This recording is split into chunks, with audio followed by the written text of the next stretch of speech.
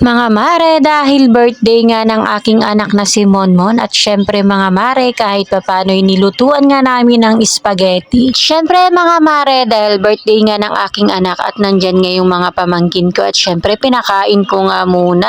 Hindi ko na nga pinakita mga mare dahil alam nyo, nakita nyo pa lang sa mga hugasin ko ay isang katerba nga. Nagluluto talaga ako mga mare, kahit konti lang naman ay nagbibigay talaga ako kahit sa aking mga kapitbahay. Katapos nga mga mare, ayan na nga, sinimulan ko na nga rin gawin yung mga aking gawain ng paghuhugas nga ng aking mga ginamit at pinagkainan. Ganyan talaga mga mare pag naghahanda. Syempre mga mare, kayo talaga din ang maglilinis ng inyong mga pinagkalatan. Kaya mahirap din talaga mga mare pag naghahanda ka.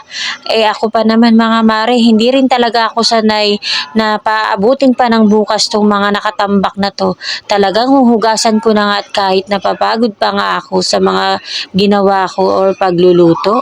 Buti na lang talaga mga mare, hindi naman ako ganun kapagod gawa ng asawa ko naman nga ang naghalo at nagpalambot nga ng pasta. Iniwa-hiwa ko nga lang yung mga sangkap mga mare na gagamitin at siya ko nga dinala doon at ang asawa ko na nga ang nagluto nun. Kaya hindi nga ako ganun kapagod mga mare. Ito lang talaga ang aking kakapaguran, yung is-isin yung mga kawali at mga kalderong nilutuan. At syempre yung hugasan yung mga pinagkainan. Dahil alam nyo naman mga mare kung saan nga kami nagluluto, sa gatungat para nga kahit papano'y makatipid nga kami.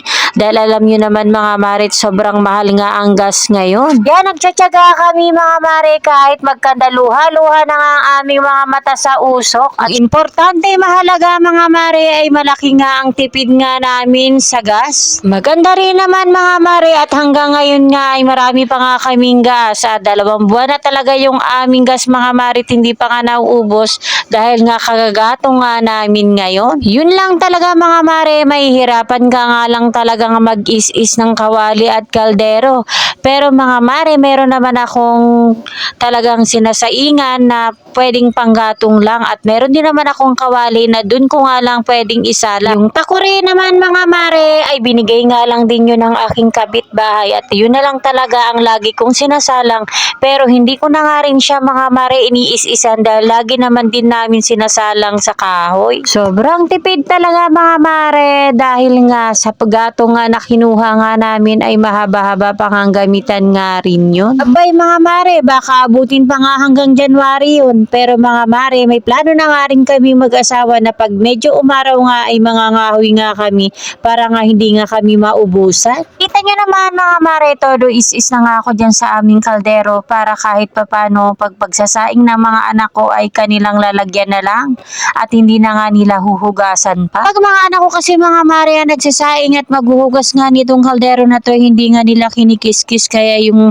awas nga ng pinakulang sinaing ay natutuyo na nga lang at natutuyo.